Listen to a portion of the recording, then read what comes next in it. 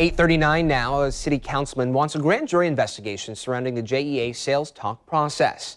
Last night, Councilman Matt Carlucci released a letter saying he will file a resolution at Monday's meeting to drum up support for a grand jury to investigate potential ethics violations and conflicts of interest.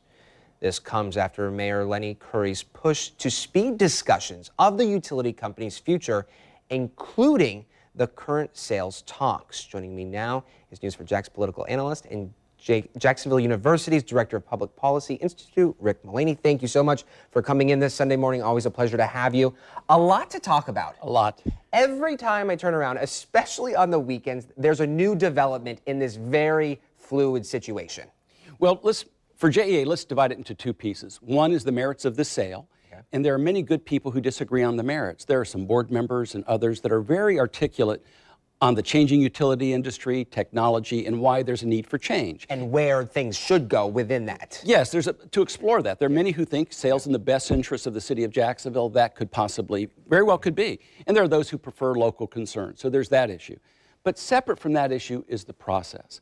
And there's a growing concern in this community that this process is tainted, to use the word of the Florida Times-Union last week, broken, and that in fact the board and management in JEA has lost the confidence of the people of Jacksonville. The Jacksonville Civic Council made this point when they said that the process was flawed, that it was not transparent, and in fact that dealing in secrecy the way they have has tainted it. So many people, and this includes big groups, the Civic Council, the Florida Times-Union, Jake Godbold, former CEO of CSX, Michael Ward, have called for them to end this process, to start over with a more transparent process and get city council approval on the front end, not on the back end. And this all led us to where we are right now, including last night with city council member at large, Matt Carlucci, releasing this statement saying that he is going to move forward with at least putting out a resolution tomorrow to see what kind of support he would have with a grand jury probe.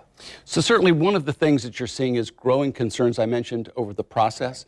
And one of the biggest that really got everyone's attention was this bonus plan that some call it from last July.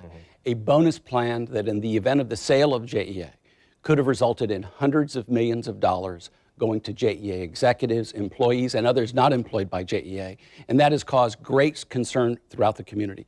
And one of the things that gets lost in calling for a grand jury investigation is the role that the grand jury plays. Right. When you think of the U.S. Attorney's Office and federal grand jury investigations, usually it's either indictment for a crime or not. But the state grand jury system is, certainly they investigate crimes and can indict, but they also have what's known as the presentment power.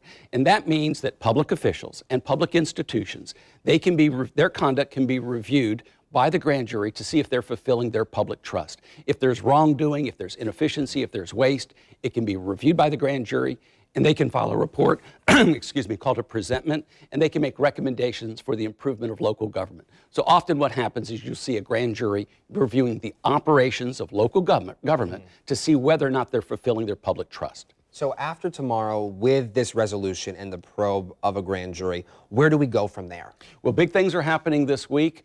Tomorrow, you're going to have a hearing in which JEA leadership will be presenting on this bonus plan, which is on Monday at 1 o'clock at City Hall. City Hall here in Jacksonville. Right here in Jacksonville. That'll take place where their management will be presenting on this bonus plan. And in fairness, there needs to be an opportunity to hear from JEA on this plan, which has been so widely criticized. On Tuesday, the board of JEA will be meeting, and it is widely expected that they are going to rescind that plan and bring it to an end. I don't think they're going to bring an end to the discussion, but they will bring an end to the plan. And then, of course, as we move forward, you also have Brenda Priestley-Jackson, who's filed a resolution asking the board to terminate the sale. You now have Councilman Carlucci introducing a resolution on a grand jury investigation, and you have the mayor who's asked the JEA leadership to expedite the sale process to bring it to an end by January. A lot of moving parts.